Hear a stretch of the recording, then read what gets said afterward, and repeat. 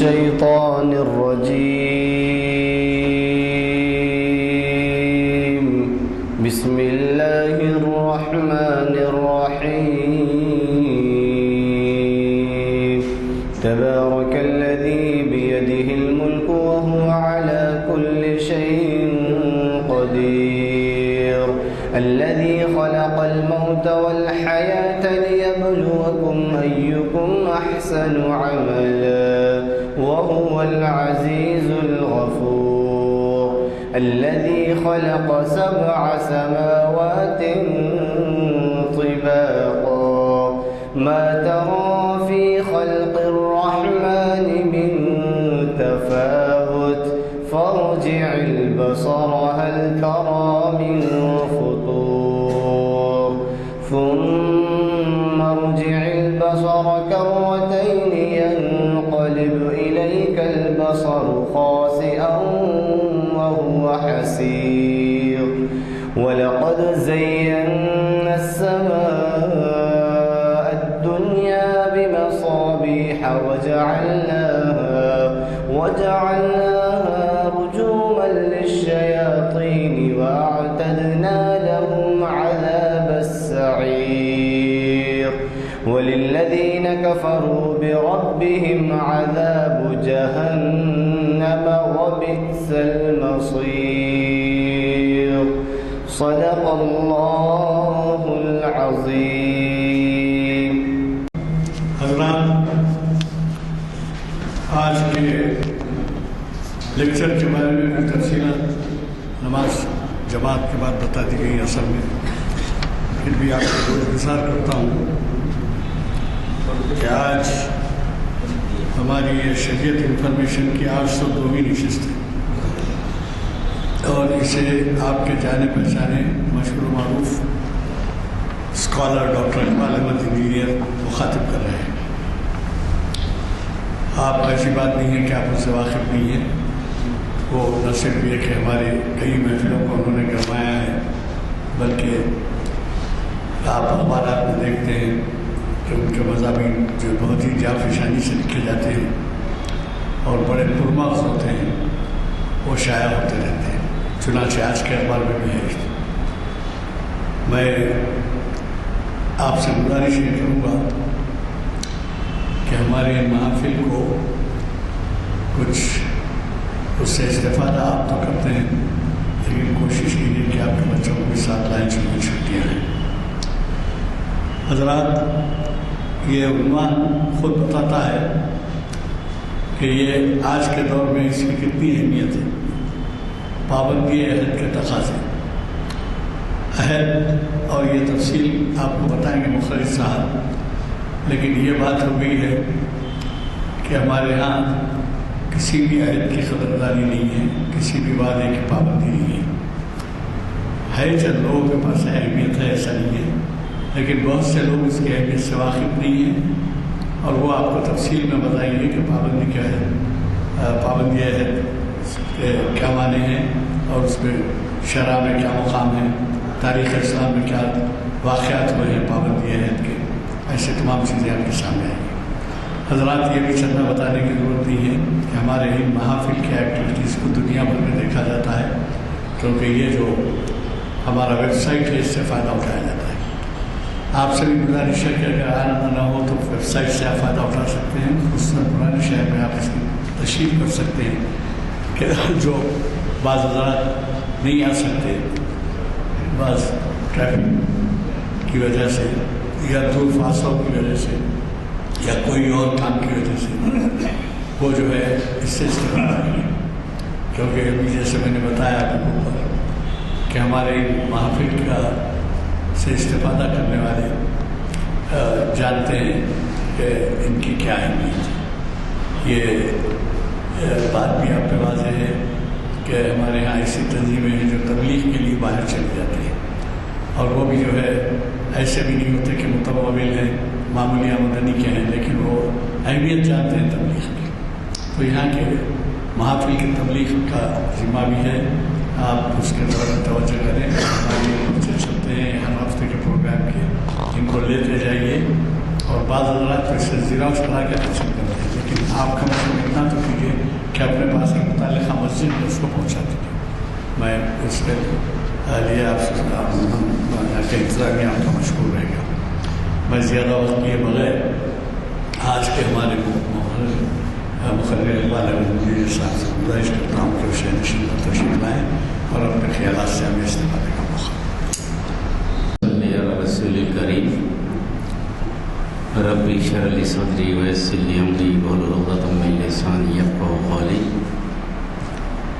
محترم و مقام غلام افزاری صاحب اور محترم سامعین، آج کا عنوان پابندی عہد کے تقاضے. انسانی زندگی کی وہ بنیادی ضرورت ہے جو آج کے ماحول میں اس پر غور کرنے کی ضرورت ہے. میں نے یہ اس لیے چنا ہے کہ ہر آدمی کسی نہ کسی اعتبار سے اس عہد سے جڑا ہے. اگر میں یہ کہوں کہ دنیا کا وجود ہی ایک عہد سے جڑا ہے تو یہ بات غلط نہیں ہوگی، کیونکہ دنیا میں جتنے ارباب آتے ہیں وہ ایک عہد لے کر دنیا میں آتے ہیں. اسی طرح دنیا کے ہر کام میں جو ذمہ داری ہوتی ہے وہ عہد سے تعلق رکھتی ہے. یہ ذمہ داری جو ہے قسم ہے. جو رشتے نبھاتے ہیں آپ وہ ذمہ داری ضرور ہے، مگر قسم کا عہد ہے جو انڈکلیئرڈ ہے مگر ہے. اسی طرح سے عہد کے تقاضوں میں سب سے اہم چیز تو مقصد عہد ہوتا ہے. کس لیے عہد کیا جا رہا ہے، کس لیے میثاق کیا جا رہا ہے. اس کے بعد یہ دو ہوتے ہیں اس میں عہد، ایک جس سے کیا جاتا ہے، ایک عہد وہ جو کرتا ہے. اب دونوں کی حیثیت کے اعتبار سے عہد ہوتا ہے اور اس کے لیے جو پیمانے طے کیے جاتے ہیں کہ اس مقصد کے حصول کے لیے ایک آدمی یہ دے گا، دوسرا آدمی یہ لے گا.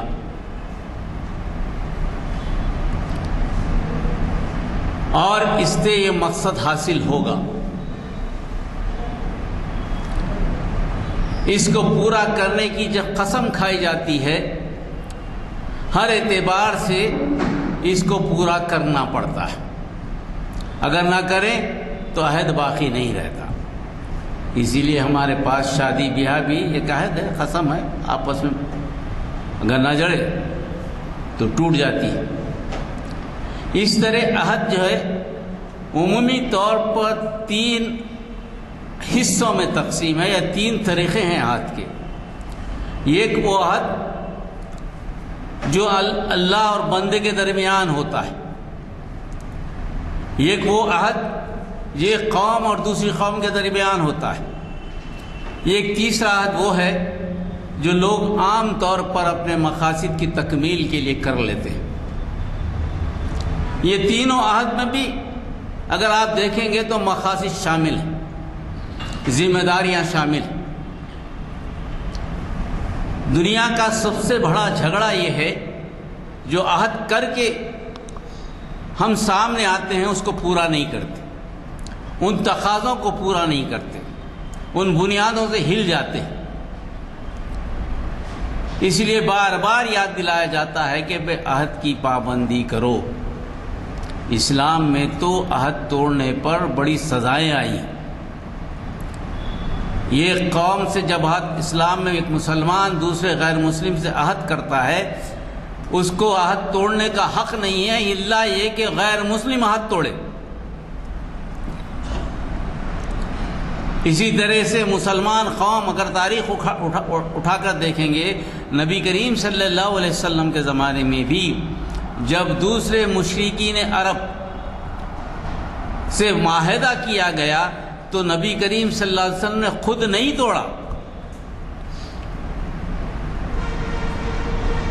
جب وہ لوگ توڑے تو نبی کریم صلی اللہ علیہ وسلم نے اب اس کی پابندی ضروری سمجھی، بعض وقت ضروری نہیں سمجھی۔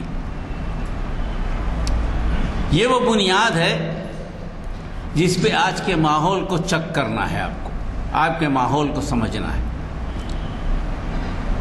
یہ ایک عہد جس پہ میں بات کرنا چاہتا ہوں، قوموں سے ہٹ کر اللہ اور بندے کے درمیان کا حق ہے۔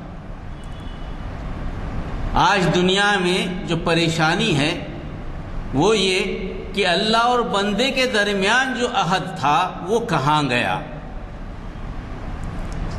اس کی حیثیت کیا رہی۔ جب اللہ بندے سے عہد کرتا ہے یا بندہ اللہ سے عہد کرتا ہے تو دونوں کی حیثیت متعین ہے۔ ایک خالق ہے، دوسرا مخلوق ہے، ایک دینے والا ہے، ایک لینے والا ہے، ایک کو ضرورت ہے، ایک کو ضرورت نہیں ہے، ایک ہمیشہ موجود ہے، دوسرا موجود نہیں رہنے والا ہے۔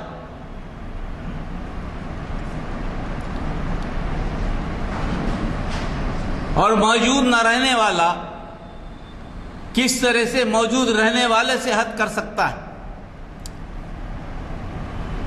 اس کو باریکی سے دیکھنے کی ضرورت ہے، کیونکہ عہد با اختیار انسانوں کے درمیان ہوتا ہے یا با اختیار شخصیت کے درمیان ہوتا ہے۔ جس کے پاس کچھ اختیار ہو وہی تو عہد کر سکتا ہے۔ انسان اور اللہ کے درمیان کا جو عہد ہے یہ ایک جو ہے نا مطلق اختیار رکھنے والا ہے، اس سے زیادہ تو اختیار کسی کے پاس ہے ہی نہیں۔ وہ با اختیار ہے، ہر چیز پر قادر، ہر چیز کا مالک۔ انسان اس کا نائب ہے، اسے کچھ اختیار دے کر پیدا کیا گیا ہے، اور اختیار دیا کون ہے؟ اللہ نے دیا ہے، وہ اللہ کا دیا ہوا اختیار ہے اس کے پاس، اور دوسرے کا نہیں۔ اللہ نے جو اختیار دیا ہے اس اختیار کی بنیاد پر دینے والا اختیار اور لینے والے اختیار کی درمیان پر معاہدہ ہے، اور معاہدے میں سب سے بڑی چیز کیا ہے؟ ابھی قرآن کی آیت آئی، الذی خلق الموت والحیات لیبلوکم ایکم احسن عملا۔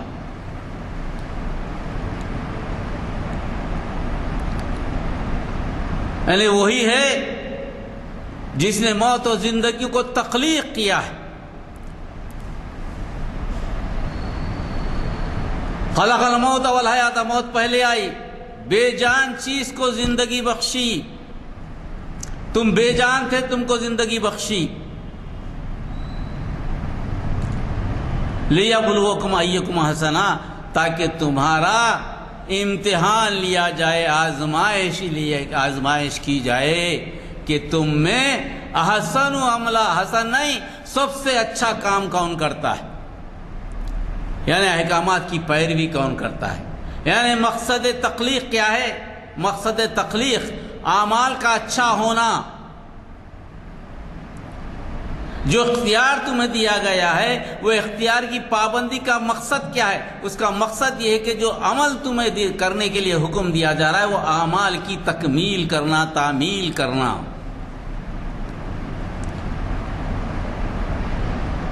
جو تمہاری مختصر زندگی ہے، جو عارضی زندگی ہے، اس عارضی زندگی میں جو مہلت زندگی تمہیں دی گئی ہے اس میں تم کو جو کام کرنا ہے وہ کام وہی کرنا ہے جو کام اللہ چاہتا ہے، کیونکہ تمہاری دی ہوئی زندگی نہیں ہے، ہم نے تم کو زندگی دی۔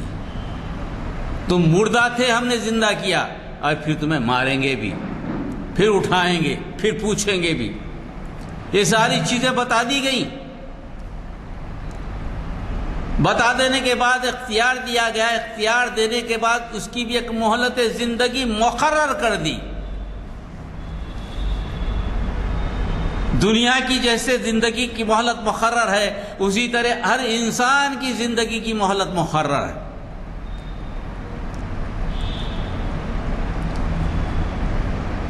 اللہ بدلہ نہیں لیتا، بدلہ لینے کی خواہش نہیں ہے اللہ کو۔ اللہ اعمال کا جزا یا سزا دیتا ہے. جو مہلت تمہیں دی گئی ہے اس مہلت میں تمہیں اختیار ہے کہ آئے اچھے اعمال کرو یا برے اعمال کرو. یہ اختیار تمہیں دیا گیا.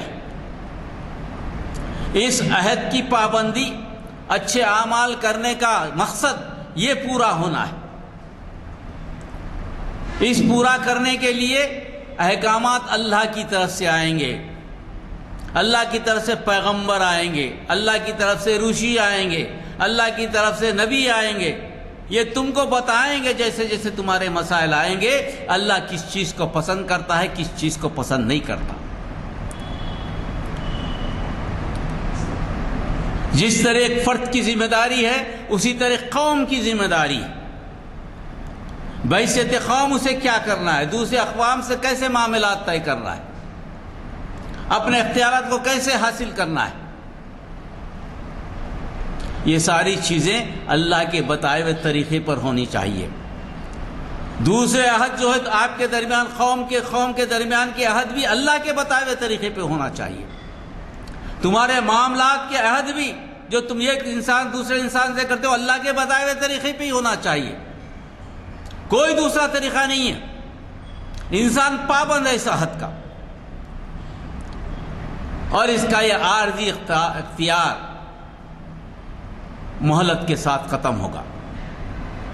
اس لیے آپ دیکھتے ہوں گے کہ آدمی عہد کو توڑتا بھی ہے، قسمیں بھی توڑتا ہے، گناہوں میں دوچار بھی ہوتا ہے، اس کے بعد بھی اس کو سزا قدرت کی طرف سے نہیں ملتی، دنیا کے قانون کی طرف سے ملتی ہے تو ملتی ہے، قدرت کی طرف سے نہیں ملتی. اور یہی بنیاد پر انسان کی فطرت میں چونکہ یہ عہد ڈال دیا گیا ہے، اسی لیے دنیا کے قوانین بھی اسی بنیاد پر بنتے ہیں. دستور کیا ہے؟ ایک عہد ہے انسانوں کے درمیان، کانٹریکٹ ہے. ہمارا دستور ایسا کرے گا، یہ چیزیں دے گا. اور حکومت کرنے والے کے لیے کیا ہے؟ با اختیار ہے اس دستور کو نافذ کرنے کے لیے. اگر دستور اپنے اسپرٹ میں نافذ نہیں ہوگا تو ملک میں امن نہیں ہوگا، سکون نہیں ہوگا.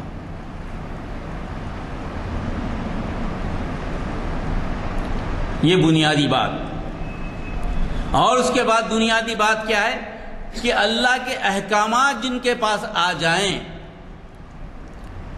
اس عہد کی تکمیل کے لیے ان کو بہرحال یہ احکامات کو نہ صرف نافذ کرنا ہے بلکہ ان کی پابندی کرتے ہوئے دوسروں تک پہنچانا ہے. یہ دوسرا بڑا تقاضا ہے. میں عمل کر لوں گا، میں چلا لوں گا، نہیں، ایسا نہیں ہے. اللہ کے عہد میں یہ بات شامل ہے نہ صرف تم عمل کرو بلکہ لوگوں کو راغب کرو. ایک معاشرہ ایسا بناؤ جس میں اللہ کا قانون ہی چلے، کوئی دوسرا قانون نہ چلے. اللہ کے احکامات ہی چلے، دوسرے احکامات نہ چلے. یہ تم اس کے پابند ہو. چاہے کتنے ہی مصائب و مشکلات آئیں. اور اس عہد کی پابندی میں جو ایمان ہے تمہارا، عہد لا الہ الا اللہ کیا ہے؟ عہد کی پابندی کا ایمان ہے، لا الہ الا اللہ محمد رسول اللہ کیا ہے؟ اس پر عمل کا طریقہ ہے. کلمہ کیا ہے ہمارا؟ عہد نامہ ہے، میثاق ہے. اللہ کے وجود کی تصدیق ہے، رسول اکرم صلی اللہ علیہ وسلم کی پیروی اور اطاعت کا معاملہ ہے. اور نبی کی زندگی میں بھی ایسی ہوا.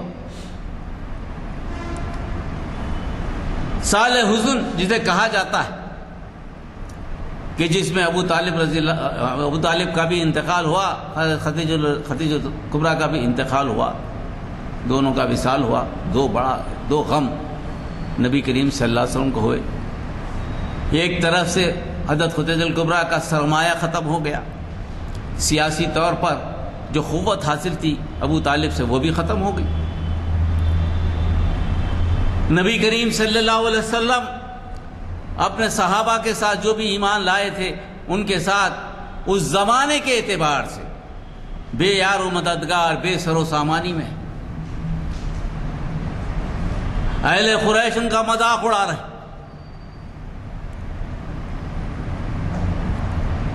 کہہ رہے ہیں کہ تمہارے پاس ہے کیا؟ نہ تمہارے پاس مال ہے، نہ دولت ہے، نہ اقتدار ہے، نہ اختیار ہے. تمہارے درمیان نبی ہیں، یہ اپنے آپ کو نبی کہتے ہیں، رسول ہیں، اللہ کی طرف سے بھیجے گئے. نہ تمہاری مشکلات کا حل کرتے ہیں، نہ تمہارے پیٹ بھرنے کے قابل ہیں، نہ تمہاری حفاظت کرنے کے قابل ہیں. ان کے جو سہارا تھے وہ بھی چلے گئے. یہ تو سہاروں پہ ڈیپینڈ تھے. ہر طرف سے ظلم ہو رہا ہے، نبی موجود ہے. اس ماحول کا ذرا اندازہ کیجیے. کیا نہیں ایمان کی آزمائش صحابہ کرام پہ تھی نبی کی موجودگی میں. آج تو ہم پر تھوڑی سی مصیبت آ جائے تو ہم تو کوسنے لگتے ہیں، ارے کیا ہو گیا. وہاں نبی موجود ہے، پورے صحابہ جمع ہیں. قریش طرح طرح کی تکلیفیں پہنچا رہے ہیں. شعیب ابی طالب میں تو 1 سال تک قید کا موقع آ گیا، نکال دیا گیا. اس کے بعد کا حال یہ ہے کہ کوئی پوچھنے والا نہیں ہے. اور نبی دعوت دے رہے لا الہ الا اللہ، کوئی نہیں، اللہ مدد کرے گا، اللہ مدد کرے گا، اللہ مدد کرے گا. اللہ کی مدد آ رہی نہیں.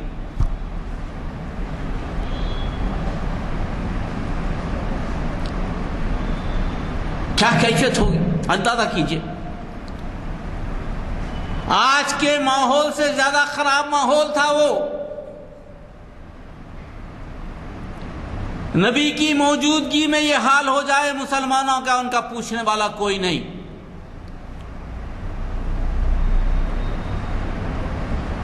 کوئی پوچھنے والا نہیں. لوگ آ کے سوال کر رہے ہیں نبی کریم صلی اللہ علیہ وسلم سے. نبی کریم صلی اللہ علیہ وسلم انتظار کرو. اس پر بھی کیا حکم ہے؟ اس پر بھی حکم نبی کو یہ دیا جا رہا ہے کہ تم اپنے عہد کی پابندی کرو. نبی کریم صلی اللہ علیہ وسلم، تمہارا کام میرا پیغام لوگوں تک پہنچانے کا ہے. گو کہ وہ بات نہیں سنتے تمہاری، تم پر ظلم کر رہے ہیں، تم پر تنگ کر دیے ہیں، زندگی تم کو محروس کر دیے ہیں، تمہارے ساتھیوں پہ ظلم و ستم ڈھایا جا رہا ہے. حضرت سمیہ قتل کر دی گئی، حضرت یاسر کا یہ معاملہ ہے، حضرت بلال کا وہ معاملہ ہے. یہ کیفیت ہے قریش کی. حکم کیا ہے نبی کریم صلی اللہ علیہ وسلم کا؟ اللہ کا حکم. نبی کریم صلی اللہ علیہ وسلم تمہارا میرے درمیان جو عہد ہے، یہ کام کیا ہے؟ میرے احکامات لا الہ الا اللہ محمد الرسول اللہ، یہ بات تم تک پہنچانا ہے. ان تک پہنچانا تمہاری ذمہ داری ہے. ایسے موقع پر جو سننے کو تیار نہیں ہے، وہ قریش تک یہ پیغام پہنچانے کی بات اللہ تعالیٰ نے نبی کریم صلی اللہ علیہ وسلم سے کہی. جو لوگ ظلم کر رہے ہیں وہ ظالموں کے پاس پہنچنے کی بات کہی گئی. عہد کی پابندی، عہد کے تقاضے یہ ہوتے. اگر ان لوگوں کو اپنے مال و زر پہ بڑا فخر ہے، کبر ہے، ان کی اولاد، کثرت اولاد پر ان کو فخر ہے، یہ سمجھتے ہیں کہ اقتدار ان کے پاس ہے، یہ سب کچھ ہوگا. میں سمجھتا ہوں کہ اے نبی تم کو تکلیف ہو رہی ہوگی، تمہارا دل پسیج رہا ہوگا، مگر اس کے باوجود یہ تمہاری ذمہ داری ہے، تم عہد کے پابند ہے کہ یہ کام قریش تک پہنچاؤ، کافروں تک پہنچاؤ کہ اللہ ایک ہے، آپ ان کے رسول ہیں. تمہاری موت آنے والی ہے، موت کے بعد پھر اٹھایا جائے گا، تم سے پوچھا جائے گا.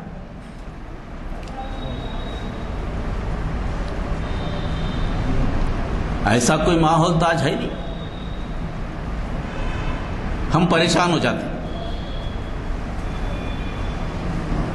ہم پریشان ہو جاتے.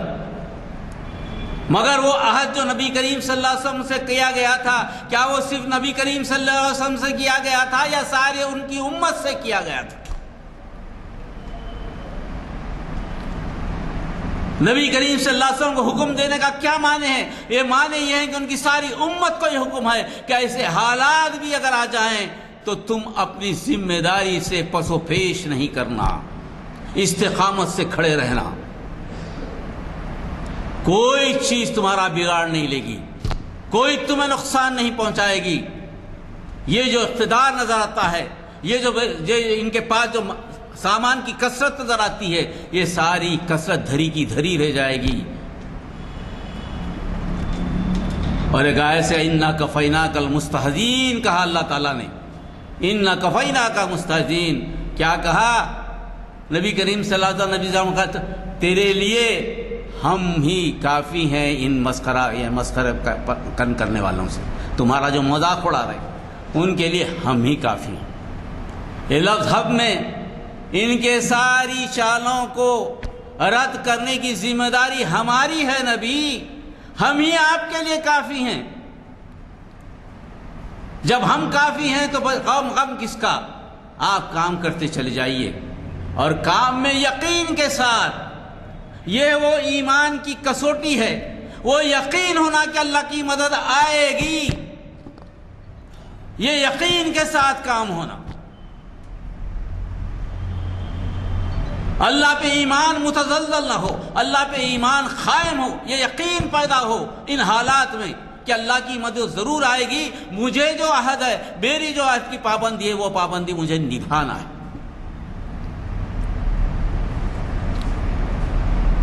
یہ طریقہ ہے. اس کو اچھی طرح گرہ میں باندھ لیجئے. پریشانی کی کوئی بات نہیں. دنیا اللہ کی ہے، ساری مخلوق اللہ کی ہے. اللہ کی ذمہ داری اِنَّا لَهُ الْحَافِظُونَ کا کیا مطلب ہے؟ کیا قرآن کی حفاظت ہے صرف؟ نہیں. نَحْنُ نَزَّلْنَا الذِّكْرَ وَإِنَّا لَهُ الْحَافِظُونَ. ہم نے اس قرآن کو نازل کیا اور ہم اس کی حفاظت کرنے والے ہیں. قرآن کی حفاظت کا مطلب کیا ہے؟ میری ماں عائشہ صدیقہ رضی اللہ تعالیٰ نے نہیں فرمایا اخلاق رسول کیا تھے. آپ نے فرمایا کہ قرآن مجید. قرآن کی حفاظت اخلاق کی حفاظت، قرآن کی حفاظت نبی کی حفاظت، قرآن کی حفاظت وہ سارے مسلمانوں کی حفاظت جو قرآن کو پڑھتے ہیں، عمل کرتے. یہ ذہن میں بٹھا لیجئے. بنیادی طور پر ایمان و یقین زیادہ ہو جانا ان حالات میں، یہی حکم دیا گیا اور یہی وعدہ قرآن مجید نے کہا اِنَّا كَفَيْنَاكَ الْمُسْتَهْزِئِينَ. بس ہم ہی تیرے لیے کافی ہیں نبی. کس کے خلاف؟ یہ مذاق اڑانے والے، یہ اقتدار رکھنے والے، صاحب اختیار کے، جن کے پاس دنیا کی ساری چیزیں ہیں. وہ یہ سمجھتے ہیں کہ مستقل یہ ان کا مال ہے، یا مستقل ان کے پاس رہنے والا ہے، ان کو موت نہیں آنے والی ہے. یہ وہ بنیادی بات ہے. اور اللہ کا ایک طریقہ رہا. اللہ کا ایک طریقہ ہے جو صاحب اختیار ہو جاتا ہے، صاحب اقتدار ہو جاتا ہے، اللہ تعالیٰ اس کو مجبور کرتا ہے، یا اتنا مجبور کرتا ہے کہ اللہ کا اقتدار کو مانے یا اللہ کے اقتدار کے مخالف کھڑا ہو جائے، تاکہ اور اس کو اذیتناک سزا دی جائے. یہ اللہ کا طریقہ. اللہ فوری سزا نہیں دیتا، موقع دیتا ہے.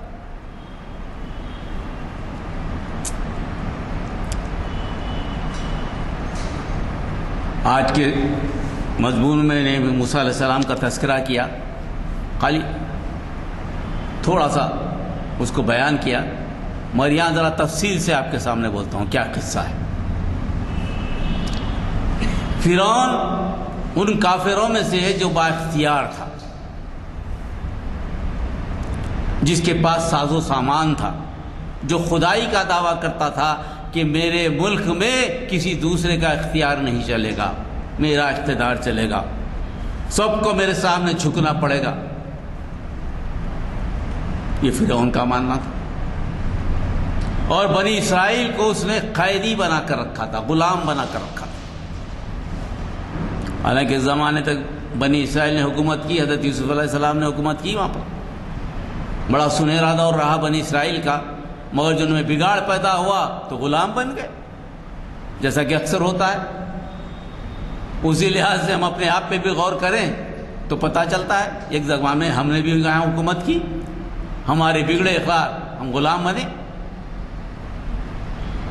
ویسی جو وہ بات تھی اس وقت بنی اسرائیل کی دعاؤں کو اللہ نے قبولیت بخشی. حضرت موسیٰ علیہ السلام کو پیغمبر بنا کر فرعون کے پاس بھیجا کہ جاؤ بنی اسرائیل کو اس سے چھڑا کر اس کے دیش فلسطین میں اس کو آباد کر دو.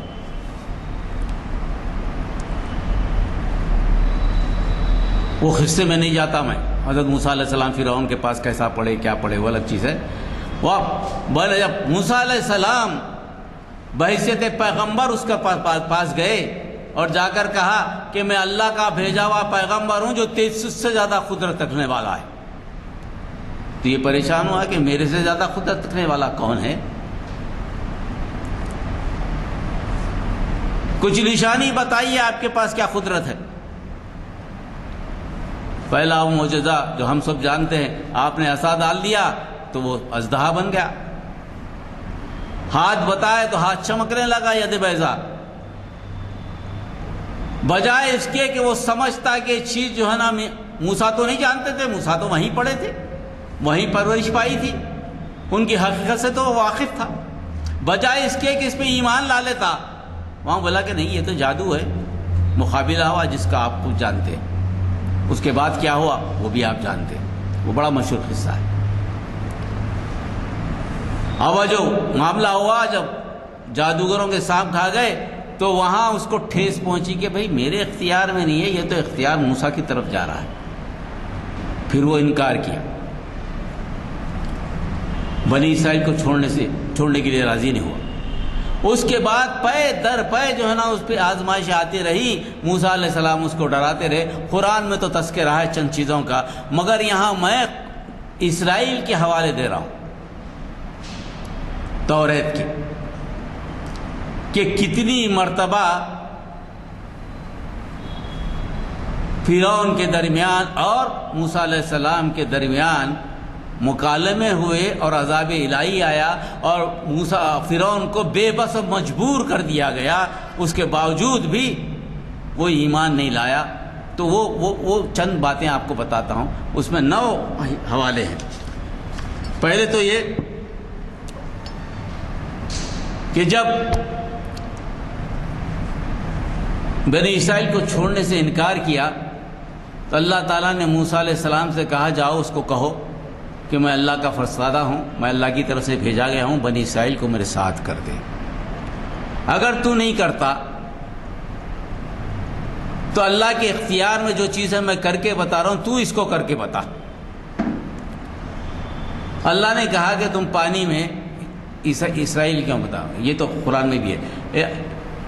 کہا کہ آپ پانی میں عصا ماریے، پانی میں عصا مارے تو پانی پورا خون بن گیا. جہاں جہاں پانی تھا وہ پورا خون بنتا چلا گیا.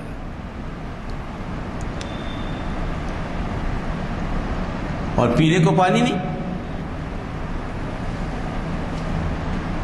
جادوگروں کو بلا کر کہا کہ خون کا پانی تم خون بنا سکتے ہو. جادوگر خون کچھ پانی کو خون تو بنا دیے، مگر جو خون بنا پانی کو پھر پانی بنانا ان کے لیے مشکل ہو گیا.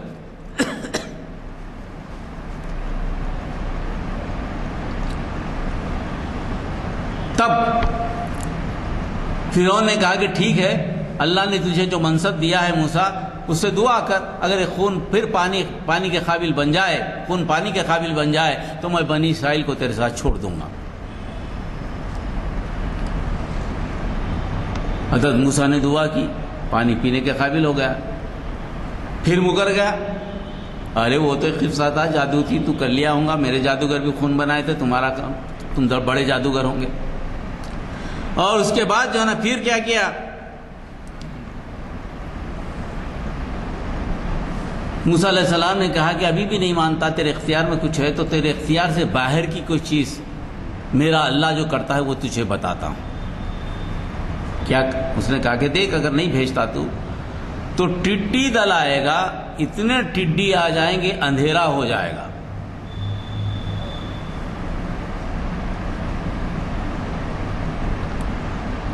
تو یہ بولا کہ بھئی ایسا ہو ہی نہیں سکتا، اتنے ٹڈی آ سکتے. تو ٹڈی دل آ گیا تو آسمان پہ پورا اندھیرا ہو گیا. پہلے جیسا خون بنا تھا تو بنی اسرائیل کا پانی خون نہیں بنا تھا. خالی فرعون کا. اسی طرح سے یہ جو ٹڈی دل آئے، یہ ٹڈی دل جو نا پورے فرعون کے لوگوں پر چھا گئے اور بنی اسرائیل کے درمیان اجالا رہا. پھر دعا کرنے کے لیے کہا. پھر موسیٰ علیہ السلام نے دعا کی، پھر بھیجنے کو تیار نہیں. کتنا بے بس کرتے جا رہا ہے اللہ تعالیٰ اس کو. اور تیسری مرتبہ یہ ہوا مینڈکوں کا جو ہے اللہ تعالیٰ نے کہا کہ بھئی تیرے پاس ہر جگہ مینڈک نظر آئیں گے، جہاں ہاتھ رکھے گا تجھے مینڈک نظر آئیں گے. مینڈکوں کے جھنڈ جس کا تذکرہ قرآن مجید میں بھی ہے. مینڈکوں کے جھنڈ ہر طرف نظر آ رہے ہیں. یہ پورے فرعون کے لوگ مینڈکوں سے پریشان ہیں، بنی اسرائیل اچھی زندگی گزار رہے ہیں.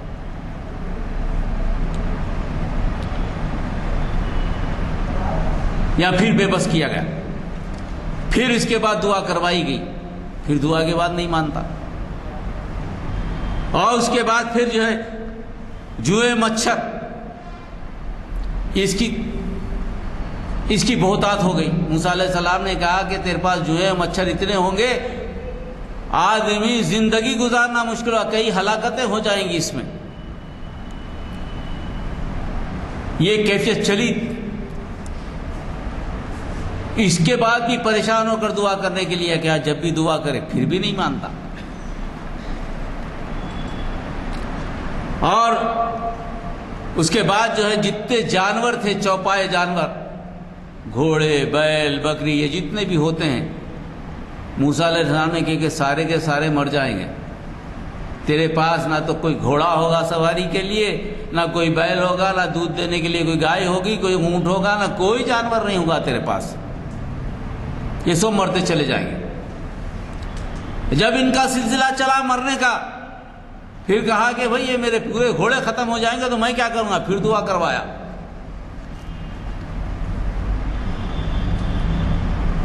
پھر موسیٰ علیہ السلام نے دعا کی، ٹھیک ہو گیا.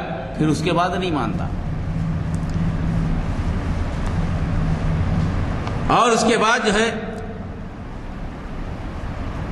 موسیٰ علیہ السلام نے کہا کہ اس کے بعد اگر نہیں مانتا تو تیرے انسانوں کو پھوڑے پھنسیاں ہو جائیں گے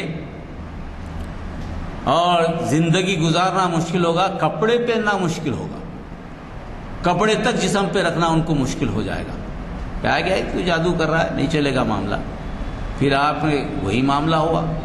آپ نے ہارون علیہ السلام نے تھوڑی سی گرد اٹھائی، گرد اٹھا کر آسمان پہ پھینکی تو آسمان سے پھینکتے وہ گرد اس طرح پھیلی، جس آدمی کو گرد چھولی، مٹی چھولی، اس کو پھوڑے پھنسیاں ہونے لگے. وہ اپنے کپڑے اتار کر پھینکنے لگے. عجیب سی ہاہکار مچ بچ گئی، جس کا اثر جو ہے نا اس کے خود پہ بھی ہونے لگا. جب خود پہ ہونے لگا تو کہا کہ موسیٰ تیرے خدا سے تو کہہ کے تو نکال، یہ آفت سے چھڑا، میں مان لوں گا، بنی اسرائیل کو تیرے ساتھ چھوڑ دوں گا.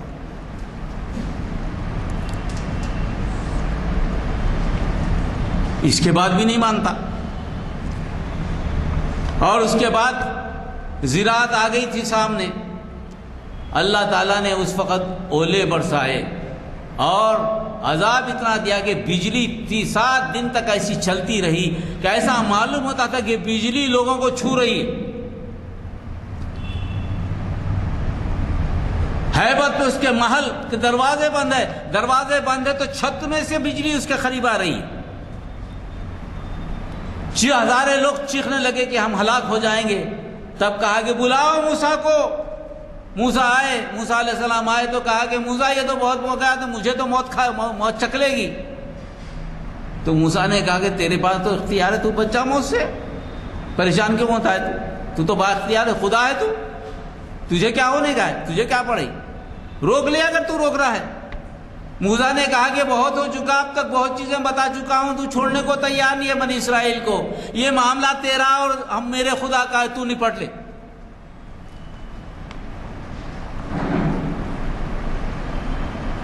جب فرعون کا خاندان بالکل ہی پریشان ہو گیا کہ بجلی آ رہی ہے اور جا رہی ہے، اتنی قریب ہے، ایسا معلوم ہو رہا کہ اچک لے گی.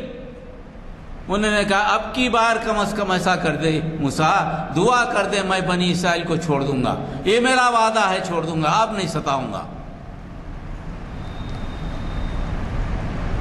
تو موسیٰ علیہ السلام نے کیا تو مانتا ہے کہ ہمارا خدا بڑا ہے، وہ بعد میں بات کریں گے، پہلے چھوڑ تو دے یہ چیز۔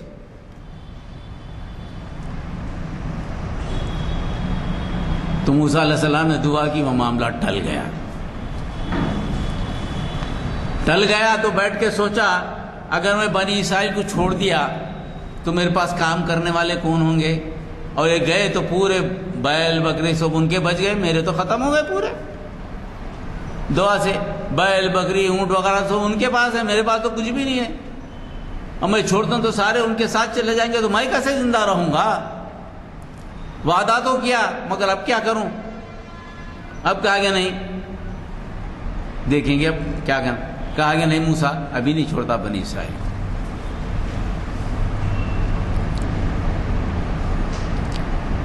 جب موسیٰ علیہ السلام نے کہا کہ اب یہ جو معاملہ ہے تیرا، اس معاملے میں اللہ نے یہ حکم دیا ہے مجھے تجھے جا کے کہہ دوں کہ ایک شام میں ایک ایسی زہریلی ہوا چلے گی جس میں تیرے قوم کے ہر بڑا بچہ ہوا تو بڑی اہمیت رہتی تھی زمانے میں پہلوٹے کی، وہی ذمہ دار ہوتا تھا، وہی وارث ہوتا تھا۔ ہر بڑا بچہ تیرے قوم کا وہ بڑا بچہ ہلاک ہو جائے گا۔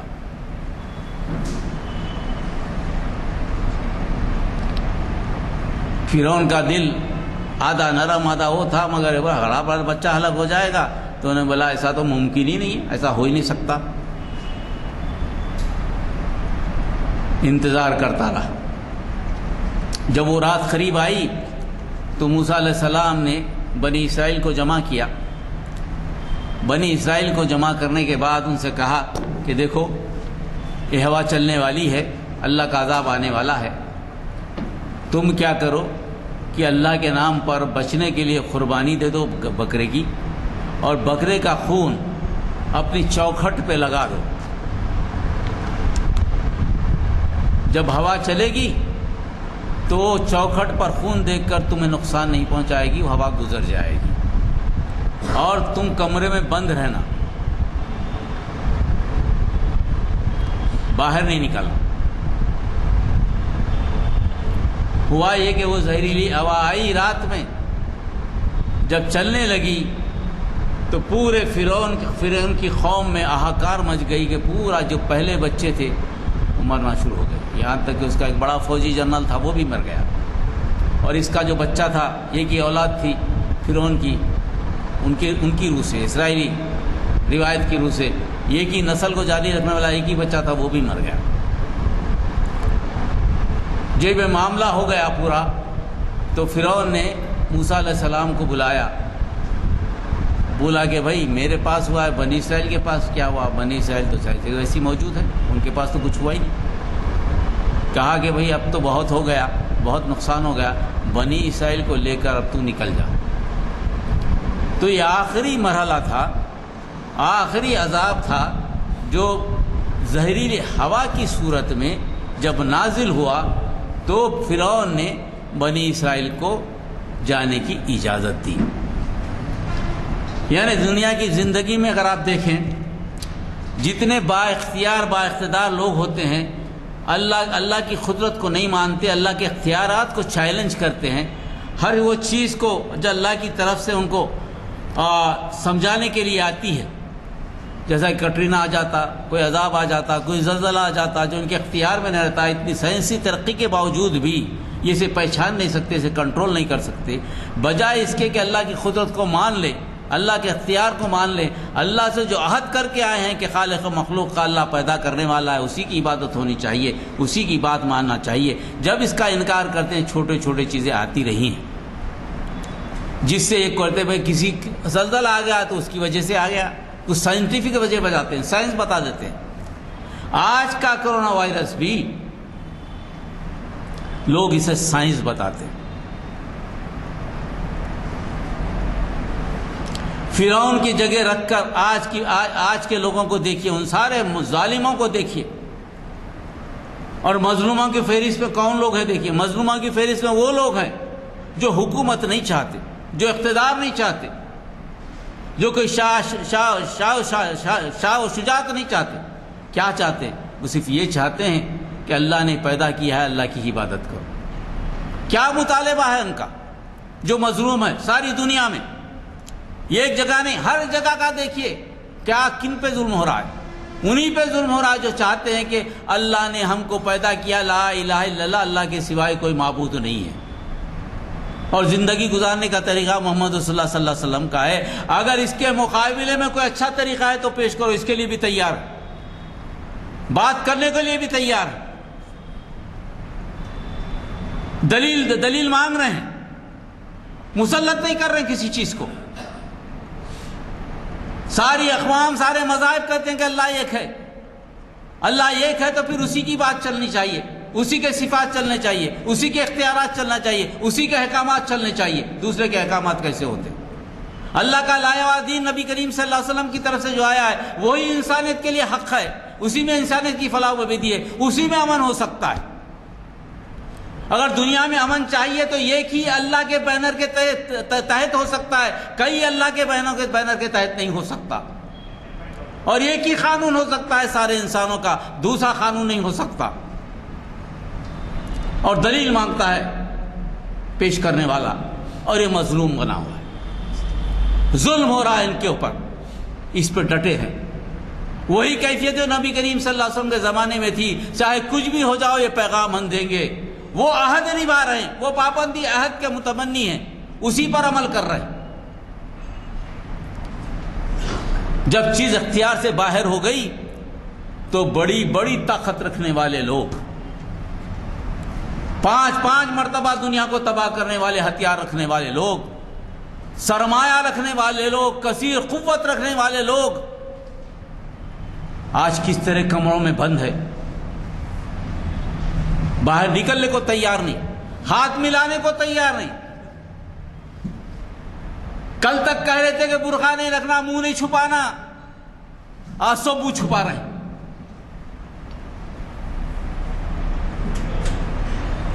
کیا ہے کیا چیز یہ؟ کیا یہ زہریلی ہوا نہیں ہے؟ نہیں کہتے کہ زہریلی ہوا نہیں ہے، کوئی چیز ہو جائے تو ہو جائے، یہ زہریلی ہوا نہیں تو کیا ہے بھائی؟ مر رہے ہیں، پتہ ہی نہیں کیسا مر رہے ہیں، آکسیجن ختم ہو جا رہی، ہوا چلی آکسیجن ختم، پورے آدمی ختم۔ کہہ رہے ہیں کہ روزانہ ہاتھ دھوجیے، منہ دھوئیے۔ ارے کتنا بڑا فضل ہے مسلمانوں پہ، اللہ کا دین کتنا اچھا ہے ہمارے پاس۔ یہ چیز شاید اللہ کو پہلے سے معلوم تھی، اللہ نے کہا کہ وضو کرو، منہ دھو، دن میں 5 وقت وضو کرو۔ اس سے تو بچا لیا نا۔ یہ چیزیں عبرت کی چیزیں، ان لوگوں کی چیزیں جو عقل رکھتے ہیں، نظر رکھتے ہیں۔ امریکہ جیسا مقام ایمرجنسی نافذ، ٹرمپ کا ٹیسٹ کیا گیا، نہیں ہے، اللہ کا شکر ہے نہیں ہے، ٹیسٹ کرنا پڑا نا۔ کہا جا رہا ہے کہ 130 ملین امریکن متاثر ہو سکتے ہیں، 130 ملین، بات کریں گے 150 ملین، 15 کروڑ 13 کروڑ۔ کیا ہے یہ؟ اللہ بچائے بھائی سب کو۔ ہم تو دعا کرتے ہیں کہ اللہ انسان ہے، اللہ عذاب نہ لائے ایسا۔ ہم تو دعا کریں گے اللہ تعالیٰ یہ تیرے بندے ہیں، تو جو چاہے کر لے، مگر بتا تو لے دنیا کو۔ ایسے مہلک بیماری سے کسی کو ختم مت کر اللہ، ان کی غلطیوں کو معاف کر۔ مگر موقع ہے نا، اختیارات رکھنے کے باوجود، بڑے بڑے ہتھیار رکھنے کے باوجود، ایسے ہتھیار جو دنیا کو تباہ کرنے کے لیے، یہ ایک وائرس آیا، ایک معمولی وائرس، نہیں معلوم کیا ہے وہ، کچھ نہیں کیا اللہ تعالیٰ بھی۔ ہمارے محترم یزدانی صاحب بتا رہے تھے قیامت سے پہلے کا ایک ریہرسل ہے، کچھ نہیں کرا اللہ نے، ایک وائرس دے دیا تو ساری دنیا پریشان۔ یہ ہم کو بھی سوچنے کی بات ہے، ہم کو دعا کرنے کی بھی ضرورت ہے۔ اللہ تعالیٰ یہ ہلاکت ان کی غلطیوں کی وجہ سے آئی ہے تو اللہ تعالیٰ ان کو بھی معاف کر ہدایت ان کو دے دے، اور یہ چیزیں ذہن میں رکھیے۔ اس کے بعد جس طرح بنی اسرائیل کے ظلم سے چھٹکارا ملا تھا، بہت ممکن ہو کہ اللہ تعالیٰ یہ ظالموں سے دنیا کو چھٹکارا دے دے، مظلوموں کے اللہ تعالیٰ سن لے۔ اللہ تعالیٰ سے دعا ہے کہ اللہ تعالیٰ ہم کو اس سے بچا اور سارے لوگوں کو بچا، اللہ تعالیٰ اس دنیا کو محفوظ کر۔ غلطیاں ہو گئی ہیں، تیرا انکار کی ہے، توحید سے انکار کیے ہیں، مگر تیرے ہی بندے ہیں، تو چاہے تو ان کو ختم کر سکتا ہے یا چاہے تو ہدایت دے سکتا ہے۔ اللہ تعالیٰ سے دعا ہے کہ اللہ تعالیٰ ہم کو آپ کو خوش رکھے اور ہم کو اس سے بچائے، محفوظ رکھے۔ اللہم انا نسألک من خیر ما اسألک منہ نبیک محمد صلی اللہ علیہ وسلم ونعوذ بک من شر ما استعاذک منہ نبیک محمد صلی اللہ علیہ وسلم وانت المستعان وعلیک البلاغ لا حول ولا قوة الا باللہ صلی اللہ تعالی علی خیر خلقہ وآلہ وصحبہ اجمعین۔ سبحان ربک رب العزت عما یصفون وسلام علی المرسلین والحمد للہ رب العالمین۔ السلام علیکم ورحمۃ اللہ وبرکاتہ۔ السلام علیکم حضرات، میں نے پہلے ہی کہا تھا کہ عنوان کے ساتھ مخرج صاحب کتنا انصاف کرتے ہیں۔ پھر میں نے یہ بھی کہا تھا آپ سے کہ اخبارات میں ان کے مضامین بڑے ہی پرمخص شائع ہوتے ہیں، چنانچہ آج بھی ہے کہ ایک اخبار میں، آج کون سے اخبار میں سے منصف میں ہے، تو منصف میں ہے۔ بہرحال دیکھیے، پس پردہ جو بات کہی گئی ہے وہ حالات کے اعتبار سے، ایک گزارش ہے میری، ذرا اس پہ دھیان دیجیے کہ آج 16 مارچ ہے، 31 مارچ تک تو اسکولس بند ہیں۔ بولنا بھول گیا ماشاء اللہ، جی آپ نے کہا تھا میں جی بولنا کوئی بات نہیں، تو 31 مارچ تک اسکول بند ہے۔ بچوں میں تو جو ہے پلاننگ کی صلاحیت نہیں ہوتی، کہ مطلب ہے کہ کوئی منصوبے نہیں بنا سکتے۔ آپ کے زیر سرپرستی رہتے ہیں بچے، آپ منصوبہ بنائیے ان کے لیے۔ اگر آپ منصوبہ نہیں بنائیں گے تو وہ کھیل کود میں 15 دن گزار دیں گے یا بہت زیادہ امتحان کی تیاری کریں گے۔ مگر یہ جو عہد کی بات کی گئی ہے، جو دین کی بات کی گئی ہے، اس کی طرف ان کا دھیان ہوتا نہیں جائے گا۔ کوشش کیجیے کہ اپنے بچوں کو نماز میں ساتھ لے جائیں، 5 وقت کی نماز میں نہیں تو 2-3 وقت کی نماز میں تو لے جائیے۔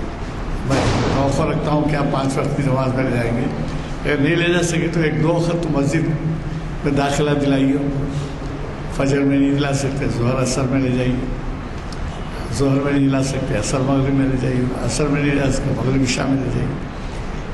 دن بھر گھر میں ہوں، اور آپ یہ بھی توقع نہیں رکھ سکتے، حالانکہ امتحانات کا زمانہ ہے، کہ وہ دن بھر پڑھتے رہیں گے، ناممکن ہے۔ بچوں کی صحت متاثر ہوتی ہے، اور بچوں ان کا جو کانسنٹریشن ہوتا ہے، ارتکاز جسے کہتے ہیں، توجہ جسے کہتے ہیں، وہ توجہ نہیں کر سکے تو ایسی تعلیم سے حاصل کیا۔ تو میرا مطلب یہ ہے کہ ذرا ان کو قبل کہ ہو سکا تو میں یہ توقع رکھوں گا کہ آپ یہاں پر بھی لائیے، 3 محفل میں ان سے 2 محفل میں لائیے، 2 میں نہیں لائے 1 محفل میں لائیے۔ کم از کم وہ اتنے معیار کی تقاریر نہیں سمجھ سکے تو یہ تو سمجھیں گے کہ ہماری تہذیب اور ہمارے تقاضے کیا ہیں، کہ کس طرح ہم ایک جگہ بیٹھ کر دین کی باتیں کر سکتے ہیں۔ بہرحال چونکہ دعا ہو چکی ہے اور وقت قریب ہے، میں آپ سب سے گزارش کرتے ہوئے محفل کی برخاستگی کا اعلان کرتا ہوں، اور گزارش کرتا ہوں کہ چہارشنبے کے دن ضرور تشریف لائیں۔ آپ لوگوں کو اندازہ نہیں ہے، ڈاکٹر لخائر الحق جو ہے جرمنی میں رہ کے آئے ہیں 20 سال۔ علامہ اقبال پہ آپ ایک اتھارٹی سمجھ سکتے ہوں، اس قدر غیر معمولی ان کا جو ہے تبور ہے اس میں تعلیم اقبال کے اوپر، اقبالیات پہ، کہ آپ سن کے خوش ہو گئے۔ چہارشنبے کے دن اسی جگہ عصر میں بعد نماز سب کے تشریف لائیں، سماعت فرمائیں۔